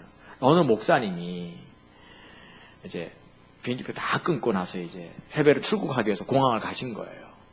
공항을 가셨는데 여권을 이제 내고 이제 들어가야 되거든요. 여권을 보니까 기간이 지났어. 여권 기간이 지난 걸 갖고 오신 거예요. 그러니까 공항 직원이 안 들어보내주는 거죠. 왜냐면 여권 기간이 다 지났으니까. 근데 이분이 이제 목사님이 참 귀한 목사님, 좋은 목사님이거든요. 그 좋은 목사님, 그 좋은 마음씨 갖고 찬양교 경배도 잘해요. 그러니까 그 좋은 마음을 갖고 이제 그 공항 직원한테 말합니다. 좀 봐주면 안 돼요. 너무 좋은 목사님이니까. 할렐루야. 그분이 악한 분이 아니라니까. 그 목사님 절대 악한 분이 최강신 목사님이세요. 찬양 인도하시는 분이에요. 찬양 잘한다니까. 찬양 잘하면 좀 봐줘야 될 거 아니에요. 이게 공항의 법에서 절대 안 된다니까. 이걸 지금 내가 얘기하는 거야. 아무리 그분이 좋은 목사님이라도 그 기준이 안 맞으면 안 되는 거예요. 알겠죠?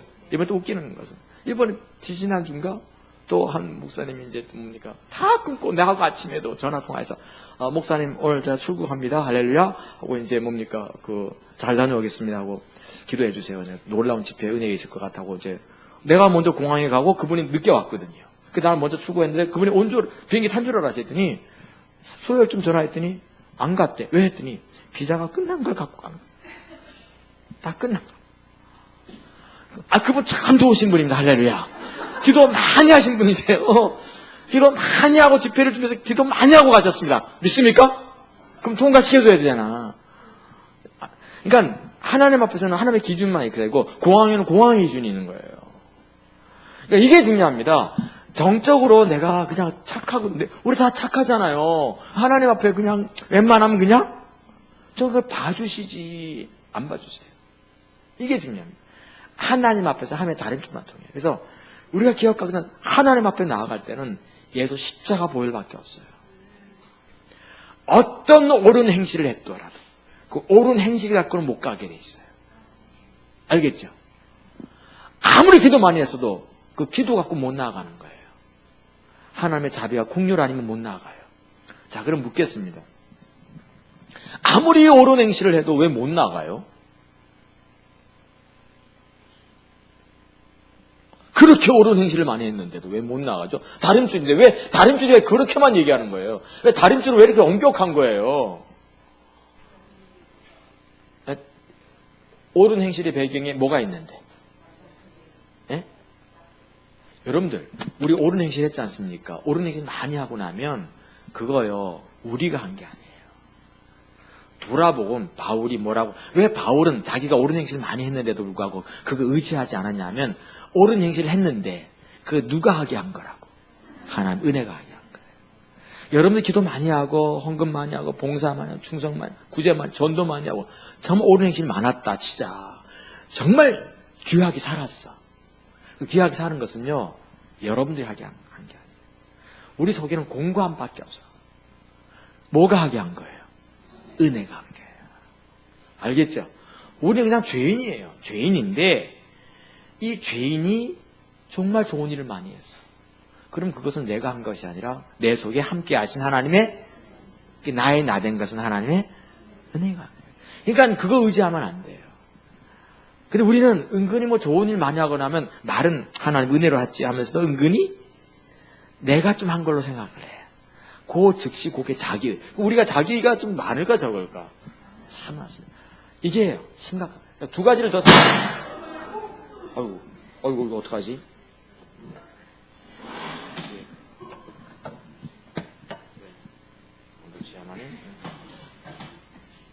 아멘. 나을지어다. 근데, 두 가지만 살필 거예요. 여섯 번째 보시면, 부분적으로 자기를 의지해도 전적으로 자기를 의지한 것과 같은 것. 우리는 정적으로 하면 안 돼요. 부분적으로 조금 의지한 것도요, 다 전적으로 자기를 의지한 것과 같은 거예요. 한 개의 죄를 지었는데, 한 개의 죄를 지어도 만 개의 죄를 지은 것 같다, 이 말입니다. 저를 주목해 주시죠. 요게 이제 갈라디아서 2장의 문제예요. 알다시피 갈라디아 2장에는, 요런 이야기가, 바울이 이제 이야기를 실어놨습니다.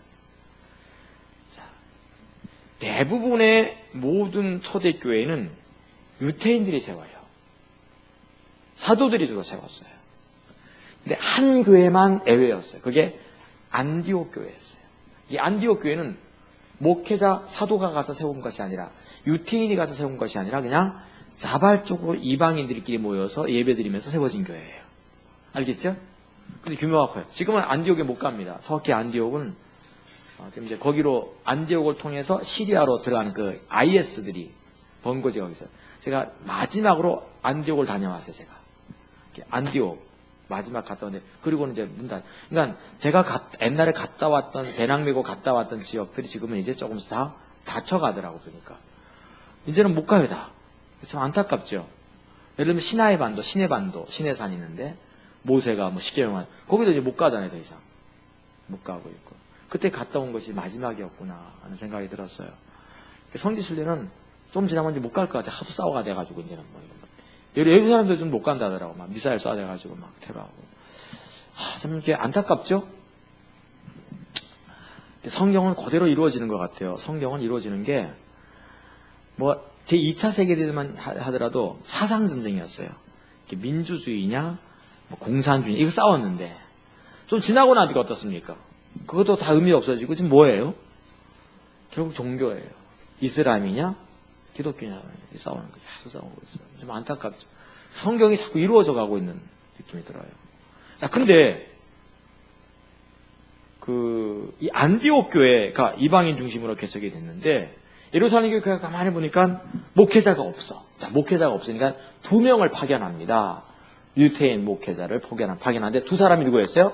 바나바와 바울이었어요. 그래서 바나바, 바울이 거기에 가서 공동 목회를 했어요. 바나바가 담임 목사, 바울이 부목사를 했던 것 같아요. 이렇게. 자, 그럼 묻습니다. 안디옥 교회가 예를 들면 200명이다. 유태인들입니다. 이방인들입니다. 그러면 유태인들은 몇 명? 유태인 몇 명? 2명, 바나바와 바울. 알겠죠? 어려워요, 쉬워요, 이게? 아주 쉬워요. 근데 내가 한번 물어볼게. 어렵게 생각해. 그렇죠. 2명. 나머지는 이방인들인 거예요. 근데 원래 유태인들은 이방인들하고 같이 밥을 같이 먹지 않았던 그런 습성도 있잖아요. 자, 이게 있었어요. 자, 근데 예루살렘 교회에서 가만히 보니까 예루살렘 교회는 담임 목사가 이제 야고보였어요. 야고보가 담임 목사였고 베드로가 순회 목사라 불려요. 순회 목사. 여러 교회를 다니면서 부흥회를 인도하는 거죠. 근데 보니까 야고보가 보니까 안디옥 교회가 잘 자라길 바라서 베드로가 부흥 집회를 간 거예요. 자, 가면서 유태인 2명을 정확하게 성경에 나오지 않습니다만 2명을 데려갔다 칩시다. 그러니까 베드로, 그 다음에 2 제자. 자, 3명이 갔어. 맞습니까? 그럼 유태인 몇 명? 유태인 5명. 원래 2명에다가 3명 왔으니까 5명이잖아요, 지금. 알겠죠? 왜 자꾸 어렵게 생각하세요? 5명에서 이제 집회를 인도하는 거죠. 맞습니까? 그리고 이제 집회 끝나고 밥도 먹고 막 그럴 거예요. 자, 그러면 여기 야고보가 있다가 또 5명 가 있잖아요. 근데 지금은 핸드폰이 있어가지고 서로 막 연락도 주고받고 하는데 그때는 그런 게 없었으니까 궁금해가지고 집회가 잘 되고 있는지 궁금해가지고 그때는 집회만 해도 막 1주일씩 2주일씩 하고 막 그랬거든요. 두란노 서원에서 바울은 2년 동안 했지 않습니까? 그러니까 집회가 한 1주일 2주일 가니까 궁금하니까 유태인 2명을 보내는 거예요. 자, 이제 모두 몇 명 되겠습니까? 그러면 이제 7명. 5명이 있는데, 유태인 2명이 지금 어떻게 하는 거죠?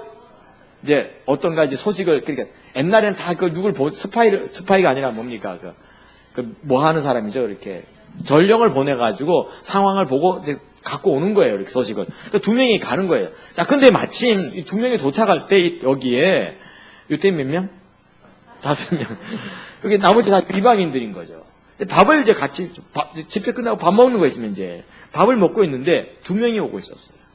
근데 베드로도 밥 먹고, 바울도 밥 먹고, 바울도 밥 먹고, 다 밥 먹고 있는데 2명이 오는데 가만히 베드로가 저기를 보니까 저 2명이 예사스러운 2명이 아니었어요. 베드로가 옛날에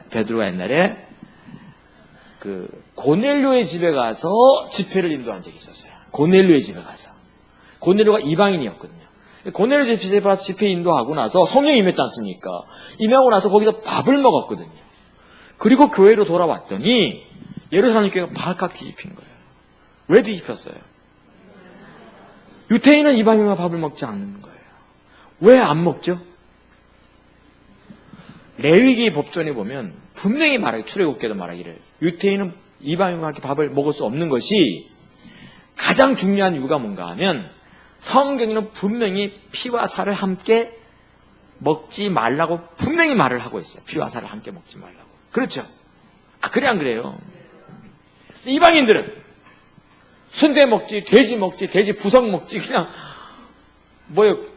다 먹잖아요. 지금 선지도 먹지. 다 그게 맛있거든요. 지금 우리도 스테이크 먹을 때 약간 뭡니까?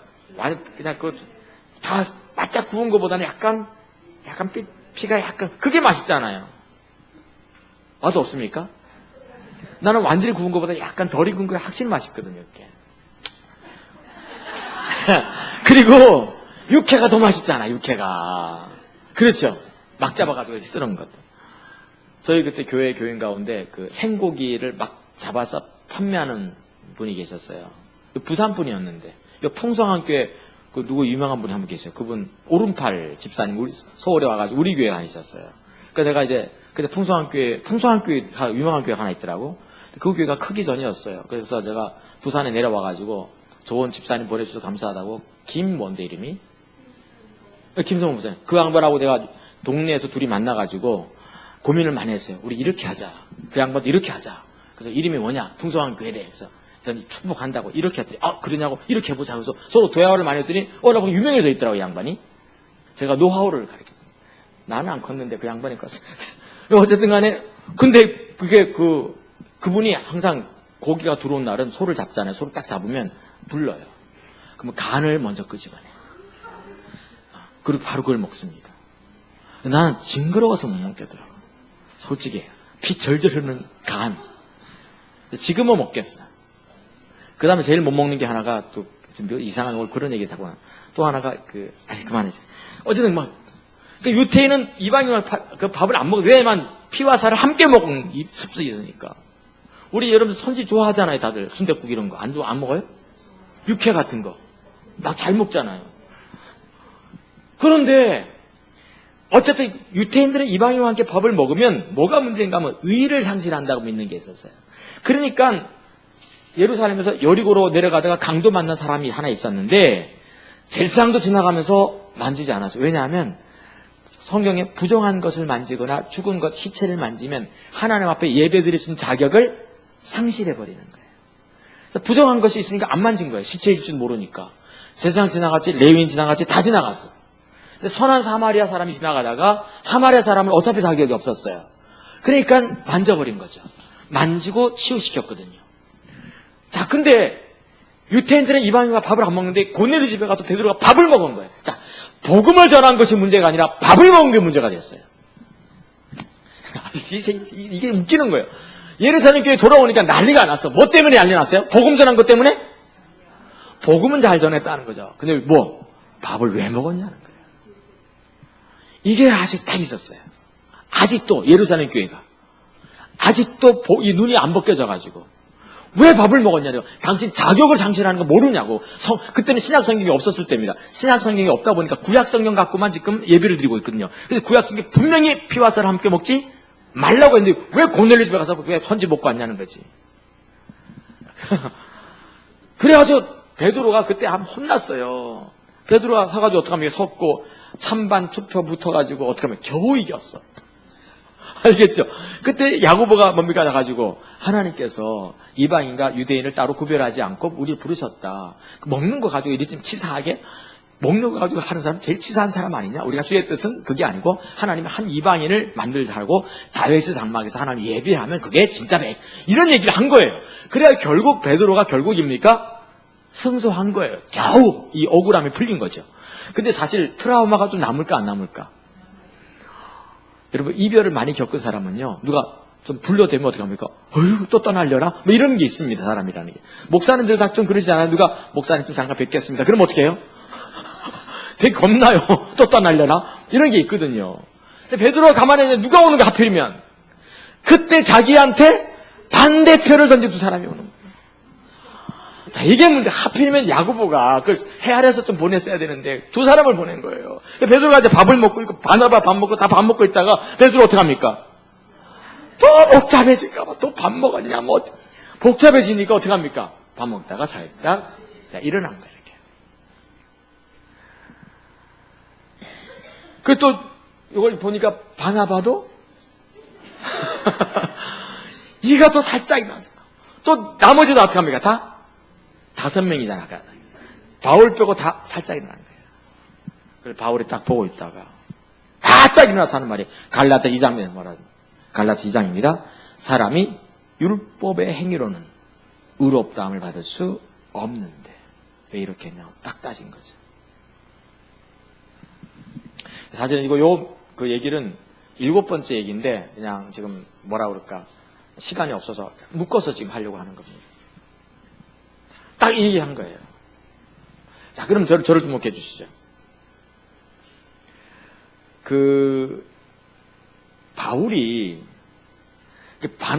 베드로의 머릿속에 아직도 뭐가 있는 겁니까? 베드로의 머릿속에는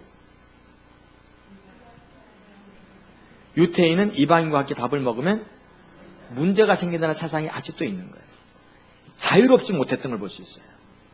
맞습니까? 그러니까 베드로가 그러면 복음을 따르는 사람입니까? 자기 일을 따르는 사람입니까? 복음을 따르는 사람이에요. 복음을 따르는 사람인데 순간 아직도 머릿속에 뭐가 남아있는 겁니까? 자기 위적인 생각이 남아있는 거죠. 그러니까 베드로가 일어나고 바나바 앞으로 딱 가니까 바울이 어떻게 한 겁니까? 밥상 딱 치고 이 한성격 하잖아요. 바울이 한 기준 하거든요. 결국 한 기준 하는 사람들이 뭘 하더라고요. 딱 하는 말이 부흥사인데 베드로 보고 이렇게 야단쳤어요. 네가 유태인으로서 이방인답게 살고 유태인답게 살지 아니하면서 어떻게 저 이방인들로 하여금 저 유태인답게 살게 만들려 하느냐 이렇게 야단을 친 거예요. 상당히 고차원적인 3D급 뭐랄까 야단을 친 거예요. 이게 신령하지 않은 사람은 이게 야단인지 축복인지 모릅니다. 뭐라고 야단쳤다고요? 네가 유태인으로서 이방인답게 살면서 유태인답게 살지 않으면서 어떻게 이방인답게 유태인답게 살게 하느냐 했어요. 머리 나쁜 사람은 콩깍지가 그죠? 머리 나쁜 사람은 이게 뭔지는 몰라요. 이게 무슨 말인지 아시겠습니까? 무슨 말입니까? 여기서 유태인은 뭘 뜻하는 말이죠? 하나님의 법도를 아는 기준을 아는 사람이라는 뜻이고 그 다음에 여기 이방인은 하나님의 기준과 상관없는 사람. 이렇게 야단친 겁니다. 베드로! 당신은 하나님 법도를 아는 사람, 즉 하나님의 기준이 뭔가 아는 사람이잖아. 근데 당신이 지금 취한 행동은 하나님 법도를 전혀 모르는 사람처럼 행동해서 네가 하나님 법도를 아는 사람처럼 행동하지 아니하면서 어떻게 해서 하나님 법도를 모르는 저 사람들을 하나님의 기준 앞으로 이끌 수 있겠냐. 딱 야단친 거예요. 베드로가 아무 소리 못하는 거죠. 알겠죠? 아무 소리 못하고 있었어요. 4명 다 아무도 못하고 있었어요. 바울이 막 사람들 앞에서 부흥 강사를 막 혼내고 있는 장면입니다. 바울이 이렇게 원래 해야 되잖아요. 상처를 입지 않기 위해서는 좀 할 말이 있어도 밥 다 먹고 나서 어떻게 해야 돼요? 불러가지고 그냥 목양실에 가가지고 그러면 안 되잖아. 이렇게 따뜻하게 얘기를 하고 좀 조용하게 얘기를 해야 되는데 바울이 어떻게 얘기해요? 사람을 대놓고 야단친 거예요. 대망신을 준 거예요, 지금. 그리고 나서 베드로가 나중에 저녁 집회 인도할 수 있을까? 이게 참 쉽지 않습니다. 그렇지 않아요? 대망신을 주고. 대망신을 주고 나서도 이 바울은 썽이 안 차가지고 막 이 분이 잘 안 가, 공분이 안 가라앉아서 어떡합니까? 마지막 결단을 내리죠. 성경에 다 기록해요. 그래가지고 주님 오신 그날까지 베드로가 얼마나 잘못 살았는가를 얘기하고 있는 거예요. 그러니까 지금 우리가 그 얘기하고 있는 거예요. 여기서 두 가지 보려고 그래요. 두 가지. 뭐예요? 베드로 모르시면 아직 뭐가 남아있는 거죠? 자기의가 남아있어요. 7번째 보시면 알다시피 자기의는 눈에 보이는 게 아니에요. 그러니까 차라리 이게 자기의면 좋겠어요. 할렐루야. 이게 자기의면 그 자기의인 거예요. 근데 이게 자기의가 아니에요. 자기의는 어디에 있어요? 겸손한 데 있었어요. 베드로가 그랬어요. 아직도 머릿속에. 그런가 하면 부분적으로 자기의를 의지해도 전적으로 베드로는 지금 보십시오. 베드로 같은 경우는 지금 복음에 서 있는 사람이에요? 자기의에 서 있는 사람이에요? 복음에 서 있는 사람인데도 조금 자기의를 의지한 거예요. 근데 바울이요, 그걸 혼내고 있습니다. 사실 갈라디아 교회 같은 경우는 이 부분적으로 의지했던 자기의가 뭔가 하면 할례였어요. 할례. 유태인들은 이 할례가 목숨보다 귀한 것이었어요. 제가 묻겠습니다. 왜 유태인들은 할례를 행하죠? 뭐 때문에? 꼭 알아맞히시면 제가 도서 상품과 드리려고 해요. 목숨 초대교회는 대부분 십자가 보면 믿어도 할례를 자꾸 받으려고 그랬어요. 왜 그래요? 성경 구절이 하나 나와야 돼요. 우선 그 구절 갖고 얘기하기 시작해야 돼요. 율법 생기기 전에 이미 했던 하나님께서 하신 얘기인데, 율법 생기기 이전에 창세기 17장 1절부터 9절 이하에 보시면 어떤 얘기가 있습니까? 하나님이 아브라함이 하신 말씀이 뭐였죠? 율법 생기기 이전입니다. 아브라함아 네가 할례를 그리하면 네가 여호와께 속한 것을 여호와가 알겠고 네 자손들도 전부 다 할례를 그러면 너희가 언약의 백성인 걸 내가 인정하겠다 했거든요. 그러니까 율법 이전에 생긴 거기 때문에 유태인들은 전부 다 자기들이 아브라함의 자식이라 믿고 있었어요. 그래서 우리가 할례를 행함으로 말미암아 자기들은 유태인인 것을 하나님 자손인 것을 다 인정하고 있었던 거죠. 이해가 되시죠? 근데 하나님이 할례를 행하게 하신 목적은 어디 있었어요? 그걸 의지해서 하나님 앞에 자기 일을 삼아가지고 자격을 가지라고 한 얘기가 아니었어요. 할례를 남자아이들의 성기의 끝을 자르는 포경수술 같은 거잖아요. 그럼 남자아이들이 이제 뭡니까? 아침마다 뭐 대변을 보거나 소변을 보거나 하면서 모욕을 할 때 자기 몸을 봐야 안 봐요? 자기 몸을 볼 거예요. 자기 몸을 보면 거기에 수술 자국이 있거든요. 수술 자국이 있는 걸 보면서 뭘 느끼는 겁니까? 나와 하나님과 관계를 내가 하나님의 백성이구나. 내가 언약의 백성이구나. 내가 하나님을 떠나면 안 되겠다. 그거를 뭐 하라는 겁니까? 확인하고 상기하라는 거죠. 그런 의미에서 할례를 행한 거예요. 이해가 되죠? 그런데 유태인들은 이걸 잘못 오해해가지고 할례만 받으면 어떻게 되는 겁니까? 언약의 백성이 돼서 축복받는 줄 알았어요. 그래서 할례만 받으면 유태인들은 할례 받지만 이방인들은 할례 안 받으니까 자기들이 할례를 받았으니까 하나님 앞에 나아갈 수 있는 자격이 있고 자기들은 뭡니까? 은혜 받은 자격이 있다고 스스로 믿고 있었어요. 이게 심각한 문제였어요. 여러분들이 기억할 것은 하나님 할례를 행한 것은 그 할례 자국을 보면서 자기들이 하나님 백성인 것을 기억하라고 한 건데 그걸 통해서 축복받고 자격을 취하려고 했던 거죠. 유태인들이 이게 할례가 이렇게 딱 있었어요. 오늘날은 할례를 행하지 않지만 우리 석에는 뭐가 있냐면 아까 새벽기도 3시에 일어나서 6시간 기도하고 나면 뭔가 어떤 사람은 할례가 그러니까 초대교회 때는 할례가 자기가 되었지만 오늘날은 뭐가 될 수 있을까요?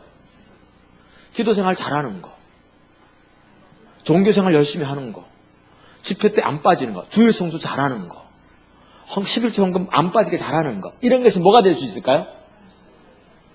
2000년 할례가 될 수 있다는 거죠. 자기가 될 수 있다는 거죠. 맞죠? 그러니까 바리새인은 토색하지 않았던 거. 이게 뭡니까? 그 당시 할례였던 거예요. 내가 11조 잘 드린 거. 이게 뭐예요? 그의 자기의였어요. 자기의는 그때그때마다 다르게 나타날 수 있어요. 우리 모두에게. 근데 이게 베드로의 머릿속에는 아직도 부분적으로나마 정신적으로 가치관 속에, 머릿속에 이 뭡니까? 자기가 좀 남아있었습니까? 안 남아있었습니까? 남아있었던 거죠. 제가 옛날에 이거 가르치면서 우리 성도들한테 여러분들 베드로도 자기위에 빠졌습니다. 우리는 어떻게 될까요? 그랬더니 어떤 성도 하나가 딱 손들면서 나가리! 딱 그러더라고요. 그 양반이 참 재밌는 사람. 우리 공사 아빠는 일하시는 분이거든요. 그러니까 공사 언어로 얘기하는 거야. 나가리 뭡니까? 자동! 그런 말이에요. 우리요, 쉽게 자기에 빠집니다. 내가 뭘 좀 이렇게 하면 자격이 있는 줄 알아요. 뭘 좀 이렇게 잘하면 하나님이 내게 은혜를 받을 거라고 생각합니다. 아니요, 우리가 주님 앞에 설 때는 항상 어떻게 서야 된다? 철저하게 어떻게 서야 된다고요? 하나님의 자비와 긍휼을 의지해서. 그게 십자가인 거죠.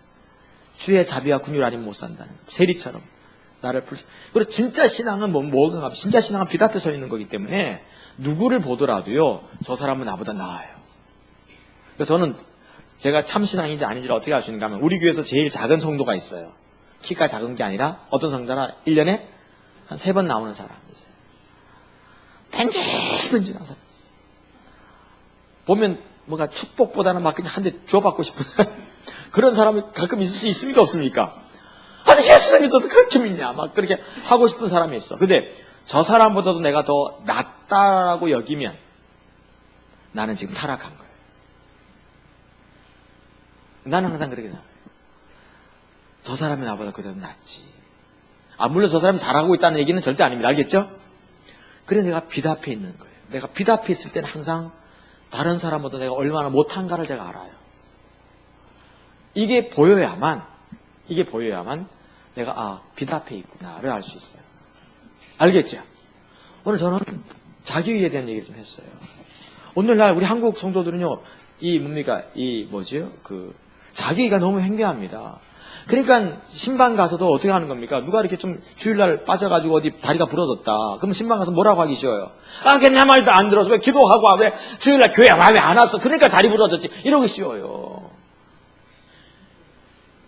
그럼 자기 다리 부러지면 어떡하려고? 우리는 그렇게 하기가 정말 쉬워요. 그렇게 하면 절대 안 돼요. 알겠죠? 우리는 너무 이렇게 우월감이 가득 차죠. 자기가 다른 말로 우월감이잖아요. 우월감이 찼을 때가 많습니다. 남이 나보다 더 낫다라고 여기는 자리까지 가야 돼요. 알겠죠? 빛 앞에 서 있으면 빛 앞에 서 있을수록 내 모습이 자꾸 보여요. 내가 얼마나 하나님 앞에 악한 사람인지. 이게 보여야지 내가 제대로 신앙생활을 할 수 있습니다. 알겠죠? 아멘? 오늘 저는 자기위에 대한 얘기를 해봤어요. 오늘날 보면 제가 이제 목회하면서 늘 느끼는 건데 정말 신앙생활 열심히 했는데 여전히 억압과 저주가 억압이 끊어지지 않아. 저주란 단어보다는 억압이 끊어지지 않아. 늘 어떤 억압이 있어. 여러분들 좀 몸이 건강하지 못해도 억압이 있을 수도 있고 없을 수도 있어요. 그렇죠? 그래요, 안 그래요?